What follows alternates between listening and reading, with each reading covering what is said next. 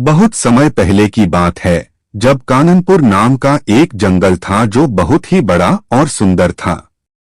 यहाँ हर प्राणी का अपना एक काम था जो यहाँ के जानवर खुशी खुशी करते थे। गजराज नाम का एक हाथी था जो जंगल की सीमाओं की रक्षा करता।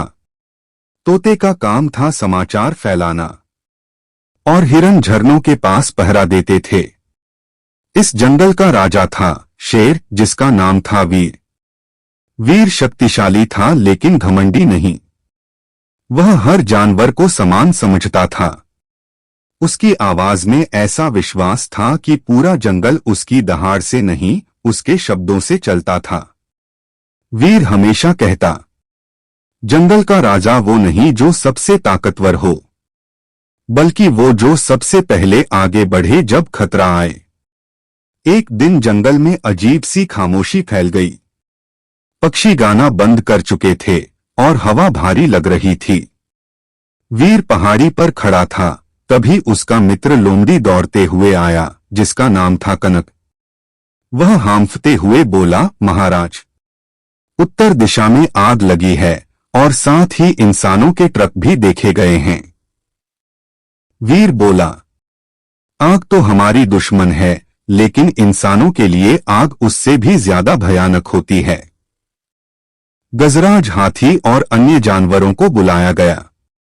सभी ने तय किया कि पहले आग बुझाई जाए, फिर पता लगाया जाए कि इंसान क्या कर रहे हैं। वीर ने खुद सबसे आगे चलने का निर्णय लिया। आग धीरे धीरे फैल रही थी। पेड़ सुलग रहे थे और छोटे जानवर भाग रहे थे।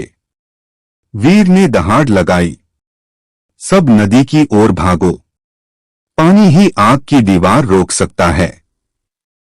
गजराज ने अपनी सूंड से मिट्टी और पानी फेंककर आग बुझाई। तोते ऊपर उड़कर दिशा बताते रहे और कनक लोमड़ी ने नन्हे खरगोशों और चूहों को अपनी पीठ पर बैठाकर सुरक्षित जगह पहुंचाया। कई घंटे की मेहनत के बाद आग पर काबू पा लिया गया, लेकिन आग लगाने की वजह अब भी रहस्य की तरह बनी हुई थी।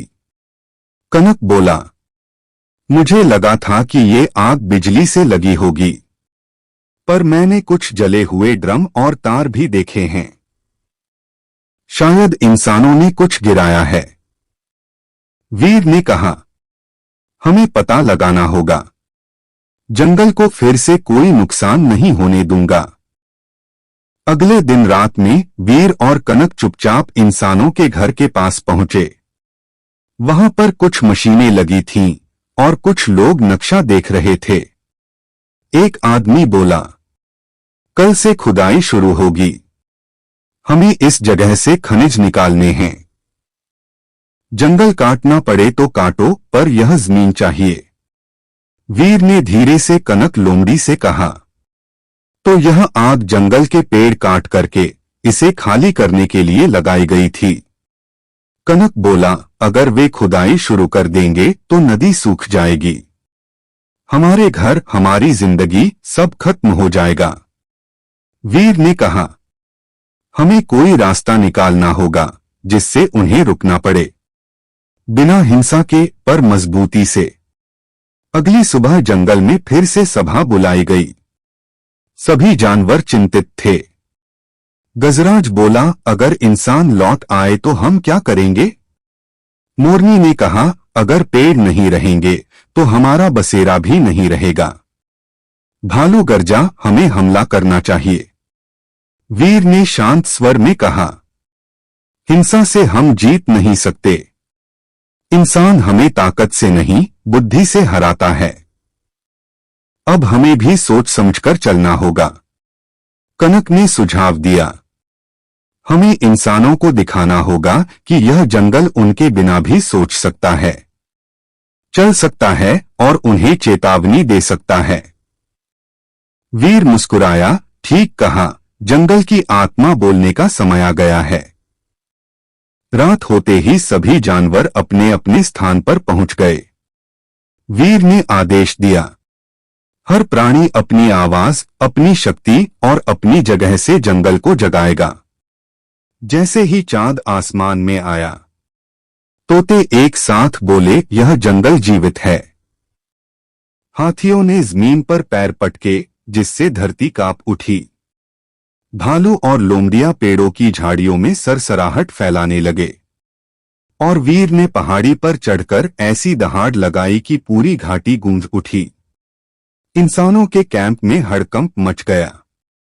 उन्हें लगा जैसे धरती फट रही है और जंगल बोल रहा है।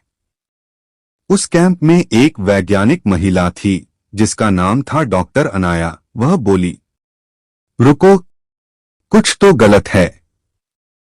यह कोई साधारण जंगल नहीं है। यहाँ की हवा में असामान्य कंपन है, जैसे धरती खुद विरोध कर रही हो। लेकिन बाकी मजदूर बोले, यह तो अंधविश्वास है। कल खुदाई शुरू होगी। वीर ने यह सब देखा और मन में कहा, शायद अब प्रकृति को खुद बोलना पड़ेगा। अगले दिन शाम को आसमान पर काले बादल छा गए। तेज हवा चली, पेड़ झूमने लगे। जंगल की सीमा पर इंसानों की मशीनें खड़ी थीं। जैसे ही उन्होंने खुदाई शुरू की, धरती से तेज कंपन हुआ। आसमान से बिजली गिरी और बारिश का सैलाब आ गया। मशीनें कीचड़ में धंस गईं। इंसान भागने लगे। डॉक्टर अनाया ने किसी तरह अपने दस्तावेज बचाए और पीछे मुड़कर देखा। वह बोली, यह कोई सामान्य तूफान नहीं है। यह जंगल की आत्मा की रक्षा है। वीर और अन्य जानवर पेड़ों के नीचे खड़े होकर देख रहे थे। उनकी आंखों में डर नहीं बल्कि गर्व था। वे जानते थे जंगल ने खुद को बचा लिया। तूफान के बाद इंसान वापस लौट गए। सरकार ने उस इलाके को वन बाग घोषित कर दिया। अब कोई वहां पेड़ नहीं काट सकता था। डॉक्टर अनाया ने अपने रिपोर्ट में उस जंगल के बारे में लिखा, काननपुर का जंगल अद्भुत है। यह पर्यावरण सुरक्षित रखने का प्रतीक है। यहाँ हर जीव एक साथ सांस लेता है, जैसे प्रकृति और जीवन एक ही हो। उनकी रिपोर्ट से इंसान पहली बार समझे कि प्रकृति सिर्फ संसाधन नहीं, एक जीवंत प्राणी है। कई महीने बीत गए। काननपुर का जंगल फिर से हरियाली में नहा गया। नदी साफ बहने लगी, पक्षी लौट आए। वीर अब बूढ़ा हो चला था। वह रोज सुबह सूरज निकलने से पहले पहाड़ी पर बैठता और नीचे फैले जंगल को देखता। कनक उसके पास आता और कहता, महाराज, अब तो इंसान भी हमारे मित्र बन गए हैं। वीर मुस्कुराता, हाँ, शायद उन्होंने सीख लिया कि इस धरती पर मालिक कोई नहीं, सब मेहमान हैं। एक सुबह जब सूरज की पहली किरण वीर के चेहरे पर पड़ी, उसने आखिरी बार दहाड़ लगाई। धीमी लेकिन शक्तिशाली, जैसे कह रहा हो, जंगल जीवित रहेगा जब तक उसमें प्रेम जीवित है। उस दिन पूरा जंगल मौन रहा। कनक ने सिर झुकाया और पेड़ों की पत्तियां हवा में सरसराने लगीं, मानो स्वयं प्रकृति शेर को विदा कह रही हो। सालों बाद डॉक्टर अनाया फिर से उस जंगल में लौटी। अब वहां एक बोर्ड लगा था, जिस पर लिखा हुआ था कि प्रकृति की आत्मा का घर। उन्होंने एक बच्चे से पूछा, क्या तुम जानते हो इस जंगल को क्यों बचाया गया? बच्चा मुस्कुराया, हाँ, मेरी मां बताती हैं, यहां एक शेर था जिसने बिना लड़ाई किए सबको सिखाया कि जंगल हमारा घर है।